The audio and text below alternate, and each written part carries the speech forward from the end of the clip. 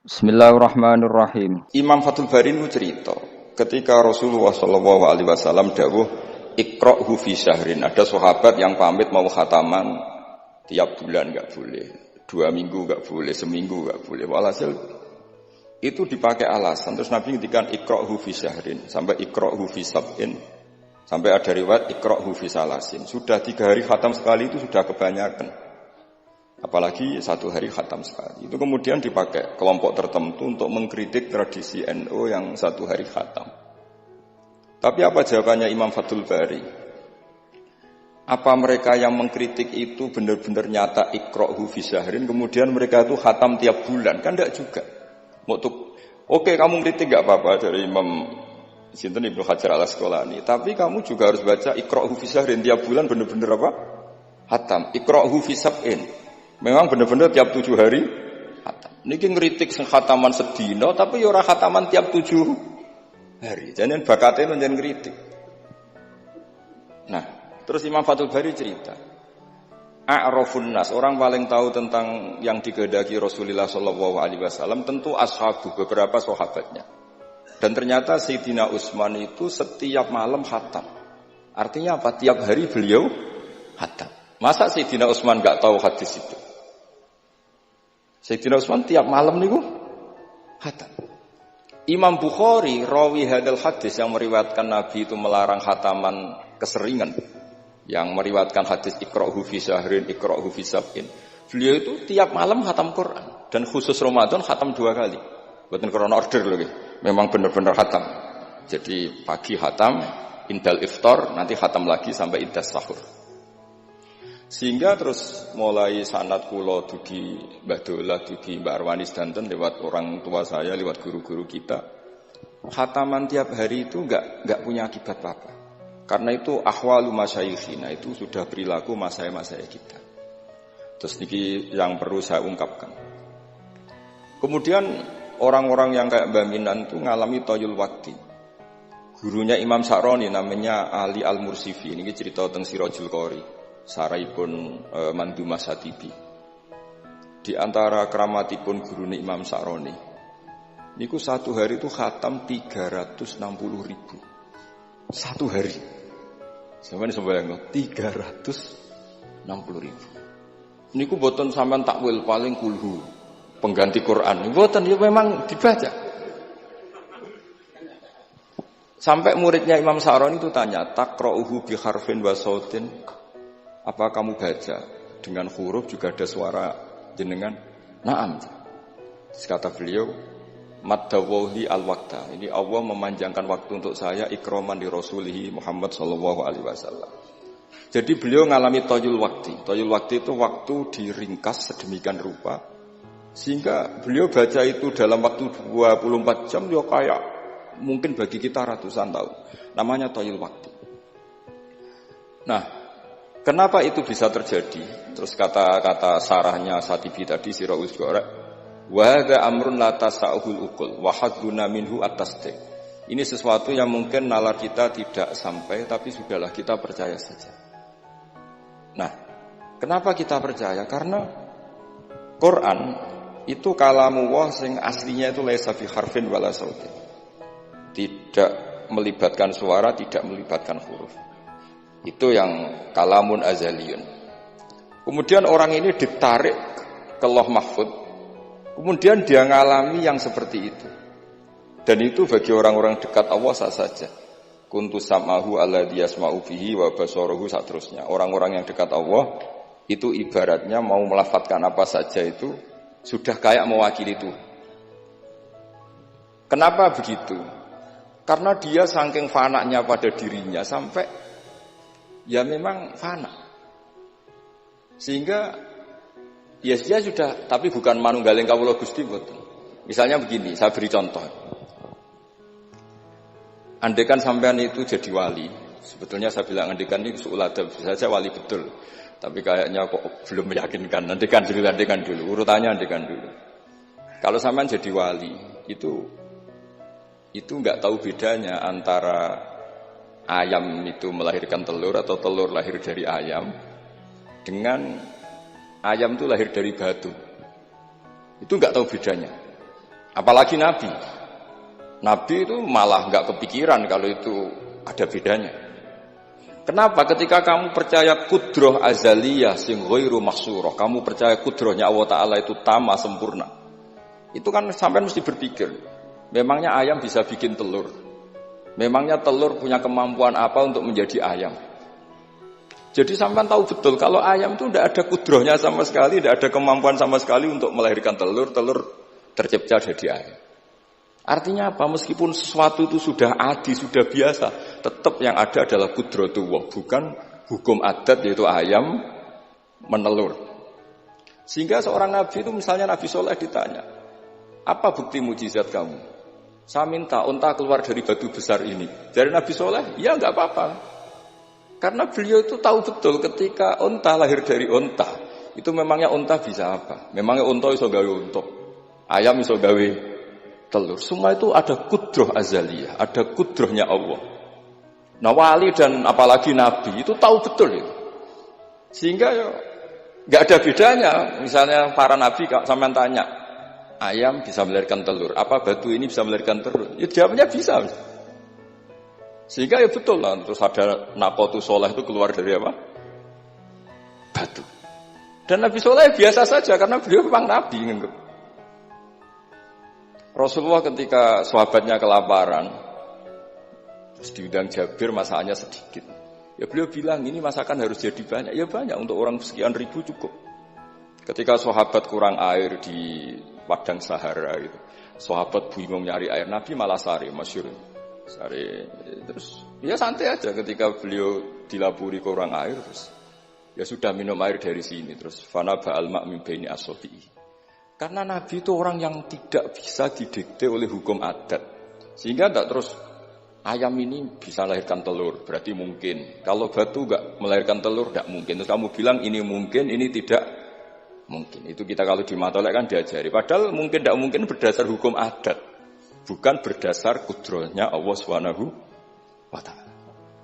Nah, orang-orang yang sudah begini, masalah rezeki juga gitu. Soalnya sementing para pangeran, masuk timbarno pangeran. Akhirnya sudah sementing muamalah mbek Allah. Makanya ada cerita seorang Habib, dia enggak punya pekerjaan, terus setiap hari dia sholat, tiap pagi ngantor. Ternyata dia ke mushola atau ke masjid sholat. Terus kata Habib itu, ya Allah, semua orang yang kerja engkau gaji, maka saya ya harusnya engkau gaji. Iku yo terus sugih, tapi bukannya ditiru ora mergo ya. Jadi dia apa ngantor ya ora di kantor, wis ngantore ning masjid sholat. Tapi ini enggak boleh gaya-gayaan yang sudah makomnya seperti itu. Ora sampean gak makome ribet. Tapi ini cerita ya, kalau tak belajar Quran. Sehingga para nabi itu gak kepikiran, misalnya Nabi Ibrahim itu gak kepikiran kalau api itu bisa membakar, karena beliau tahu api apa punya ikhtiar, api apa punya irodah, punya kehendak, api apa punya cara yang diinginkan api itu untuk membakar saya, kan tidak juga, dia benda mati, pasti itu murtangan Allah. Sehingga ketika beliau mau dibakar ya santai aja, beliau gak tahu bedanya di sana sama di sini. Semua nabi itu begitu, ma kunta tadrimal kitab walal iman. Makanya semua nabi itu rata-rata ummi itu ya pokoknya sudah begitu. Makanya disuruh berdoa ya enggak mau. Kata malaikat Jibril, saya Jibril untuk nolong kamu. Tidak, saya tidak butuh kamu. Maksudnya kamu ngomong nanti tak sampaikan ke Allah. Allah itu sudah tahu tanpa kamu. Hasbi min su'ali ilmuhu bihal. Itu nabi. Nah, Rasulullah Muhammad SAW juga sama. Ketika mau perang Badar, itu kan musuhnya itu 1000 lah kira-kira gitu. Sahabat itu 300. Terkenalnya 313 sama dengan ashabi apa itu? Talut itu. Apa itu? Waqatala apa Dawud itu, ashabi Dawud itu. Itu Nabi ya santai aja. Padahal itu pedang 1 dipakai orang 10. Sampai bisa bayangkan perang pedangnya gentinan. Tidak bisa kan? Tapi Nabi karena diutus Allah ya jalan saja. Ya santai. Karena bagi Nabi itu nanti ada kudratullah. Betul. Ternyata perang musuhnya 1000, musuh 300, yang satu perlengkapan lengkap, yang satu gentenan pedang. Perang ya Dibacok sik nyelip pedang ngono mesti kan nyuruh. Gak iso bayangno. Singkat cerita terus masyhur itu Nabi terus berdoa. Ya Allahumma intuhlik hadil isobata lam tu'bad ba'dal yaum. Walhasil terus ada pertolongan dari Allah. Artinya Nabi nganggep ini gak penting 300 apa 100. Orang menang itu ya karena biqudratillah. Begitu juga di perang Khandaq di. Sehingga Nabi itu pernah minta kakinya kambing. Kaki yang depan namanya dirok. Dirok itu 2 kan. Namanya kaki depan itu dirok. Coba ambilkan dirok itu, ini ada tamu, diambilkan. Terus diambilkan lagi. Ambilkan lagi 1, diambilkan. Terus ambilkan lagi. Bukankah kambing diroknya hanya 2 ya Rasulullah? Andai kan kamu langsung ngambil, pasti tetap jumlah itu ada. Karena ketika Nabi ngendikan ini jadi konstitusi. Jadi kemana malaikat kudu melok ribet Nabi ngendikan. Lah masyhur kan Nabi khutbah padahal pas musim kemarau enggak mungkin hujan cara hukum adat. Ya Rasulullah khutbah cuk suwi-suwi niki wong bingung perkara ana udan. Pun pokoke niki bingung halakatil amwal mergo gak ana udan. Niku Nabi langsung ngendikan udan. Bareng udan minggu berikutnya wong kebanjiran sakniki mboten rusak krana kemarau tapi krana banjir. Niku Nabi ngendikan Allahumma hawalena wala ini langsung mari.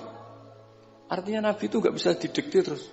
Ini secara ilmu falak ini enggak musim hujan. Nah, kiai kan perhitungan, gelem istisqa sak usih didelok wis musim dadi istisqa. Kula ndek kanca kiai ahli falak, niku kon istisqa ora gelem. Tak takoki kena apa? Tak hitung jek suwi kesudan iki. Engko ora ketara ramandine, dadi dekne ngenteni. Wis, yo ono kiai rondo politik ngoten yo. Tangan-tangan yo bener, timbang terkenal ngobos kan nurono reputasi dadi. Iku yo. Tapi kalau Nabi itu ndak. Nabi itu makun tadrimal kitab walal iman. Karena kalau kita sudah makom itu enggak bisa didikte oleh al-ahkam al-adiyah. Nah, pitik mulai rondo, pendok dari pitik. Makanya ketika ada kitab Al-Fusunul Hamidiyah, hukum adat itu telah membodohkan kita lama sekali sehingga Anda tidak bisa percaya kudroh tamah. Dan ini kaitannya hormat baminan ini nanti tentang Quran. Nanti jenengan melihat mukjizat terus gampang sekali. Terus kata Imam Al-Husunul Hamidiyah ngendikan umpama klungsu niku biji asem nih. Andai kan tidak pernah terjadi klungsu itu jadi asem yang besar. Kemudian buah, kemudian macam-macam lah. Ditabrak truk nganti yo masalah tenan. Terus itu enggak pernah terjadi. Terus akhbaru kamu birun, terus kamu diberi cerita orang, ini klungsu ini bisa jadi pohon besar sekali suatu saat. Kamu pasti tidak percaya. Wah ini mohal, masa barang kecil jadi besar. Berhubung sering terjadi, terus Anda bilang, mungkin. Tapi pertanyaannya, ketika mungkin itu kamu kan gak ikut bikin. Namanya mungkin tidak mungkin kan kamu harus punya otoritas ikut bikin. Kamu kan tidak ikut bikin, kok bilang ini mungkin, yang ini tidak mungkin. Ketika itu sering jadi pohon besar, Anda pun tidak berkontribusi kan? Kontribusinya siapa coba? Allah Subhanahu wa Ta'ala. Nah di sini terus para wali itu sudah mengabaikan itu semua. Jadi ya Nabi kalau mau mi'raj ya sudah terbang saja. Kayak Abdul Qadir Jilani kalau mau tawaf ya tawaf saja. Padahal beliau di Baghdad. Imam Nawawi itu di Damaskus. Tiap malam tuh tawaf. Padahal penerbangan 3 jam. Karena beliau gak roh bedane. Ki adoh iku parku kok. Mbak Mutamakin kepengen teng Mekah ya teng Mekah mawon. Ra usah antri haji, paspore diurus. Kondo Mas Nadi pon kondo menak niku mboten usah ngoten. Mboten usah ngoten. Niki cerita wali mboten. Artinya orang-orang ahli Quran itu sudah ke makom itu. Sehingga yo coba warai nek tengok-tengok ning omah terus rezekine piye yo coba warai ngono kok dadi goblok malah niki pun makomnya seperti itu. Dan kita harus berlatih. Kalau kita tidak berlatih maka ilmu ini akan hilang. Yaitu tadi, terus kita didikte hukum adat, seakan-akan hukum adat ini memenjarakan kita, memasung kita, kemudian kita sampai nanti ada mukjizat, Naqatus Soleh keluar dari As-Sakhrah, dari batu besar kita janggal, Nabi Ibrahim dibakar oleh api, kita apa? Janggal. Sebetulnya itu kalau pakai, makanya di Matolek, di semua pondok diajarkan, ada mohal akli, ada mohal apa? Adi. Kalau mohal adi itu ya sebetulnya tidak mohal. Cuma secara adat itu jarang apa terjadi. Tapi kita harus mulai berpikir, dilatih. Ketika telur jadi ayam, memangnya dia punya ikhtiar? Kan enggak. Tetap di situ ada kudratullah. Lah kalau sama-sama kudratullah bedanya apa? Telur keluar dari ayam sama telur keluar dari batu. Kan sama-sama yang menentukan adalah Nah di sini ini latihan tauhid. Terus yang terakhir untuk sering baca Quran secara fasih, secara benar, secara apa? Ini saya cerita min haisul makna ya. Itu sesuatu itu dikembalikan pada yang punya. Misalnya saya beri contoh ya.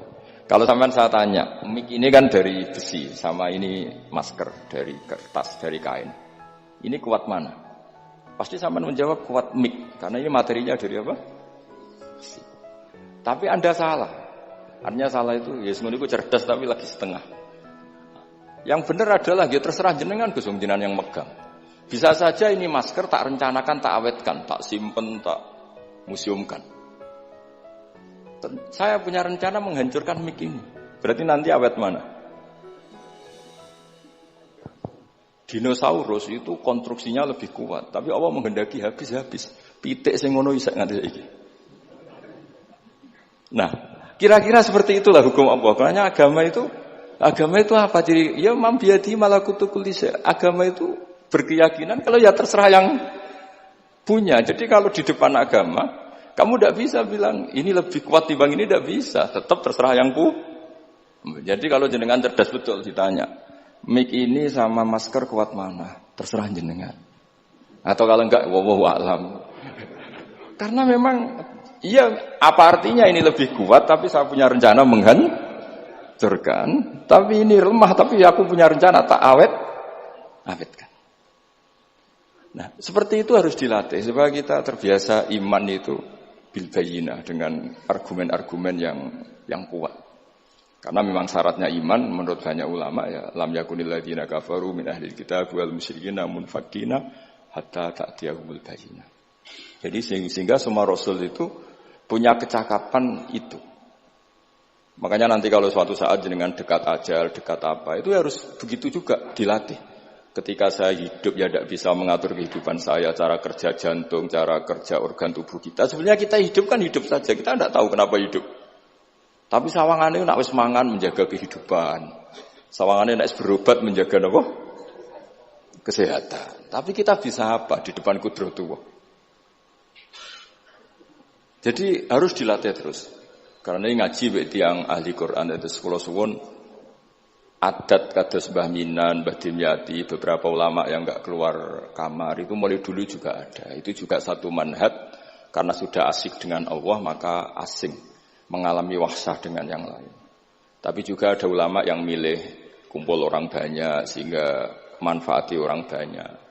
Dan menurut saya figur-figur di kajian itu sudah sempurna larnya. Ada model Mbah Dola, Mbah Sahal, Mbak Minan sendiri tertutup, tapi Ibu Umi Tuha sosialisasi kiroati kemana-mana. Sehingga ini pelajaran bagi kita bahwa pilihan dekat Allah itu variannya banyak. Yang penting ikhlas sambil terus belajar mendengarkan makalah-makalahnya ulama. Karena makalah ulama ini penting. Kita kalau nggak diwarai ulama itu tidak bisa cara berpikir bersanad. Saya sering didhawuhi Mbah Mun, ihdinas siratal mustaqim itu siratal ladzina an'amta 'alaihim. Kenapa tidak siratoka, jalanmu ya Allah? Fa inna Allah ta'ala la ya'kul wa la yashrab wa la yanam. Allah itu tidak makan, enggak tidur, enggak apa-apa. Terus kita bisa niru apa, Pak? Tapi kalau siratal ladzina an'amta 'alaihim artinya thariqullah adalah dengan mengikuti orang-orang yang telah diberi nikmat. Jadi kita niru Mbah Dola, niru Mbah Arwani, niru orang-orang baik. Karena kita enggak bisa niru Allah. Makanya setiap Allah cerita orang kebaikan, cerita kebaikan itu pasti cerita aktor-aktornya. Ulaikal ladzina an'ama Allahu 'alaihim, terus minan nabiyyin. Terus itu aja diceritakan keluarganya, min dzurriyyati Adam wa mimman hamalna ma'an, supaya orang itu hormat sama leluhur. Saya kenapa cerita Mbah Mutamakin bukan tafakhur bin nasab, bahwa kita soleh begini tuh barokahnya doanya orang-orang dulu. Min dzurriyyati Adam wa mimman hamalna ma'an. Masih diteruskan wa min dzurriyyati Ibrahim wa Israil. Baru soleh secara umum yang tidak perlu nasab. Wa mimman hadaina wajtabaina. Jadi Allah menghormati nasab sampai seperti itu. Sehingga rata-rata orang-orang soleh itu ya mbah-mbahnya soleh. Mosok turunane sing wakaf masjid, sing kiai puluhan tahun, kalah mbek wong sing dadakan dadi kiai. Yo ketoke ora pati fair ngoten. Niki mboten kok urusan kula fanatik nasab nggih. Tapi tetap ini bisa jadi kiai karena melok partai wa mimman hadaina wajtabaina. Tapi yo ketoke yo pantes yo rada antri lah, aja kok ngarep nemen-nemen nak. Ya masa terus misalnya rata wakaf masjid, rata wakaf tanah, ngerti-ngerti kepengin mimpin. Sing masjid iku nyunatno maulid, nyunatno dibak, dekne mimpine ku ngaramno maulid kalau dibak. Ya nak ngaramno iku nggih masjid dhewe, aja ning masjid iki kan. Terus Allah itu saking reganine tiang-tiang soleh dulu itu sampai ketika cerita orang baik itu pasti cerita mbah-mbahnya. Wa kana abuhuma sholihah. Ketika ada orang diperhatikan Nabi Khidir itu pertimbangannya wa kana abuhuma sholihah. Itu dalam kitabnya Said Muhammad, abuhuma itu abuhu as-sabi. Jadi bapak yang ketujuh dari Hulam ini, bukan bapaknya pas. Kayak Mbah Mutamakin sekarang sudah turunan keberapa, tapi barokahnya sampai sekarang. Jadi selalu ada cerita itu. Makanya disebut ta'allamu ansabakum matasiluna bihi arhamakum. Kamu harus kenal nasab-nasab kamu supaya kamu bisa menyambung rahim-rahim kamu. Kemudian nasab yang gen ini khusus umatnya Rasulullah sallallahu alaihi wasallam alhamdulillah ditambah nasab sebab. Jadi misalnya para habaib itu jelas mulia sekali karena dzurriyyah bad'ah min Rasulillah. Kemudian ada nasab bisabab, yaitu karena iktidak bisunati Rasulillah atau karena ngaji atau karena ilmu. Ini disebut kullu nasabin wasababin munqati'un yaumal qiyamah ila nasabi wasababi. Sehingga ada orang yang benar-benar ahli bait karena gennya kayak Sayyid Hasan, Sayyid Husain, tapi ada orang yang diaku keluarga Nabi karena amalnya kayak Salman Al-Farisi ketika beliau punya ide cemerlang di Khandaq, Nabi memujinya dengan apa? Salman minna ahlal bait. Jadi niki artinya gini, jenengan meskipun tidak keluarga Mbah Minan secara gen karena yang keluarganya ya tentu Mas Fatah dan saudara-saudaranya, tapi kita bisa menjadi keluarga beliau karena amal dan karena mahabbah. Nggih ngoten mawon nggih sing ndonga nggih ampun kula lah.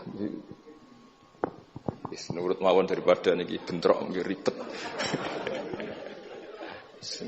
Wow, nak gak nurut itu Mas Nadib terus dikerano banser ning pun teng kanan kiri niku ribet niku panglima tertinggi napa? Kudu wakili itu ketuane tapi semua yang jelas saged meremot. Nggih, monggo berdoa Al-Fatihah. A'udzubillahi minasyaitonir rajim. Bismillahirrahmanirrahim. Rahmanirrahim. Wassalatu Bismillahirrahmanirrahim. Nahmaduka ya ghafuru ya syakuru ma shalli wa sallim wa barik ala habibika Mustafa Muhammad wa ala alihi washabihi wa barik wa sallim asma'in. Allahumma ya ilahana ya wa fi barakati ta'ina ilaika barakati mutawassilina ilaika bi jaya habibika Muhammad. Ighfir ya awwalim ba Ahmad minnan Abdillah salam wa ali darajatihi fil jannah wa barik fi ahlihi wa fi dzurriyyatihi ya Allah.